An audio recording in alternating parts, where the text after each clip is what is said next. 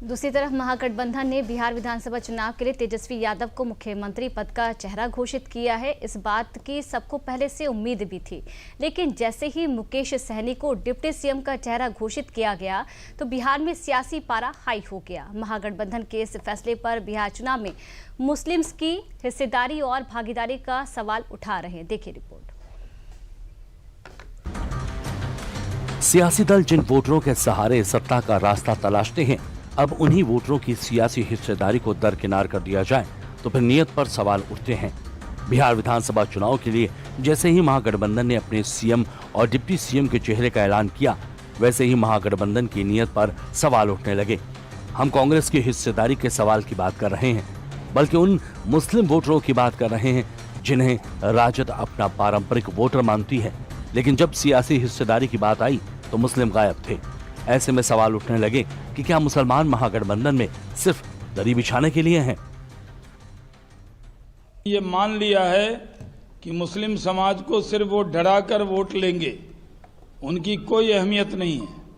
Ticket में भी मुस्लिम समाज के साथ अनदेखी महागठबंधन ने की और जब मुख्यमंत्री और उप मुख्यमंत्री का उम्मीदवार बनाया उसमें भी अल्पसंख्यक समाज अपने आप को ठगा हुआ सा महसूस कर रहा है। ये लोग तो माई समीकरण की बात करते हैं, कहाँ गया माई समीकरण?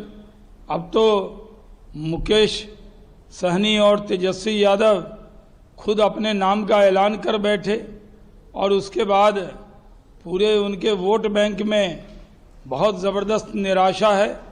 अब इस चुनाव में जो उनका वोट बैंक है वो उनको मिलने वाला नहीं है, क्योंकि सबका साथ, सबका विकास, सबके विश्वास के रास्ते पर हम लोग चुनाव के मैदान में हैं।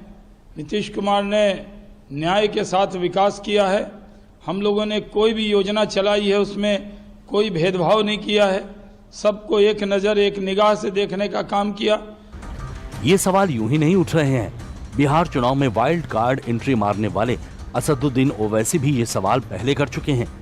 लेकिन जब महागठबंधन के सीएम और डिप्टी सीएम के चेहरे के ऐलान के बाद इस सवाल को और तार्किक कर दिया गया।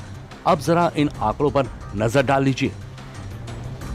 बिहार में यादव समाज की आबादी करीब 13% है और महागठबंधन ने यादव समाज से आने वाले तेजस्वी यादव को सीएम का चेहरा घोषित किया है।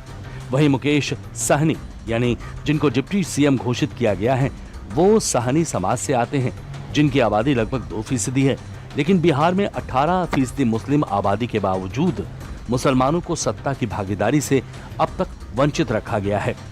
केंद्रीय मंत्री चिराग पासवान ने विपक्षी गठबंधन पर मुसलमानों को सिर्फ वोट बैंक की तरह इस्तेमाल करने का आरोप लगाया है और 2% सहनी का, 18% मुस्लिम का। दिक्कत तो यही है ना कि इनको सिर्फ वोट बैंक बना के रखना है ऐसे समुदाय को।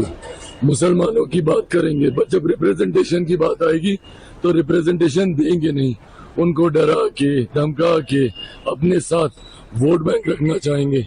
सहनी साहब को ही देख लीजिए, अपना समझौता हो गया, खुद डिप्टी सीएम बनने की घोषणा हो गई तो भूल गए। सीटें मिले नहीं मिले, अपने समाज के बाकी लोगों को लड़ा पाए नहीं लड़ा पाए, ये सिर्फ अपनी व्यक्तिगत महत्वाकांक्षाओं की लड़ाई महागठबंधन के घटक दल लड़ रहे हैं। अरे जो लोग अभी तक चुनाव प्रचार में नहीं निकले, ये लोग बिहारियों की महत्वाकांक्षाओं की लड़ाई लड़नी है। बिहार बिहारियों से मुसलमानों को समझ जाना चाहिए कि क्या। अरे तो बिल्कुल मुसलमानों को समझना चाहिए ना भैया। कौन मुसलमानों की बात कर रहा है? ये वही राजद है ना। 2005 में मेरे पिता ने कहा था ना कि भाई एक मुसलमान को आप मुख्यमंत्री बना दीजिए। क्यों नहीं बनाए थे बताइए? अगर इतने ही मुसलमान के हितैषी बने फिरते हैं, क्यों नहीं है उस वक्त एक मुसलमान मुख्यमंत्री बना दिए थे? अगर उस वक्त बनाते तो सही मायनों में समझ में आता कि भैया इनका समर्पण है मुसलमानों के प्रति। पर ये कहेंगे कुछ, करेंगे कुछ, इनकी कथनी करनी में फर्क है। मुसलमान इनके लिए सिर्फ वोट बैंक है और जितनी जल्दी मुसलमान ये बात समझ जाए। बिहार के 18% मुस्लिम वोटरों में ज्यादातर वोटर राजद के ही माने जाते हैं। लेकिन सियासी भागीदारी न मिलने की वजह से कई मुस्लिम भी अपनी नाराजगी जाहिर कर चुके हैं। AIMIM नेता असीम वकार ने तेजस्वी यादव पर करारा तंज कसा है। 13% वाले यादव जी 4% वालों से कह रहे हैं कि तुम हमको वोट दो, हमें मुख्यमंत्री बनाओ, हम तुम्हें डिप्टी सीएम बना देंगे। 2% वालों से भी कह रहे हैं कि हमको वोट दो, हम तुम्हें डिप्टी सीएम बना देंगे। 6% वालों से भी कह रहे हैं कि तुम हमें वोट दो, हम तुम्हें डिप्टी सीएम बना देंगे। और वही 13% वाले यादव जी 18% मुसलमानों से कह रहे हैं कि तुम हमको वोट दो, हम तुमको बीजेपी से बचा लेंगे। यादव जी, अब आप हमें ना बचाइए, दरअसल अब हम आपको बचाएंगे। और अगर आपको खुद बचना है और मुख्यमंत्री बनना है तो आपको 18% मुसलमानों को डिप्टी सीएम बनाना पड़ेगा। हम मुसलमानों को अकल आ गई है। हालांकि इन तमाम विरोध के बावजूद भी राजद को लगता है कि मुसलमान वोटर कहीं नहीं जाने वाला। राजद को ये भी लगता है कि मुस्लिम डिप्टी सीएम का ऐलान बहुत सारे बहुसंख्यक मतों से हाथ धोने का कारण बन सकता है। ऐसे में आखिर मुस्लिम चेहरे को आगे क्यों रखा जाए?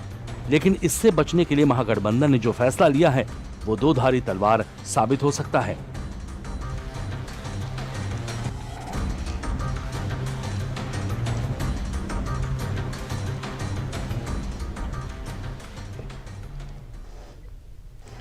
सियासत के बाद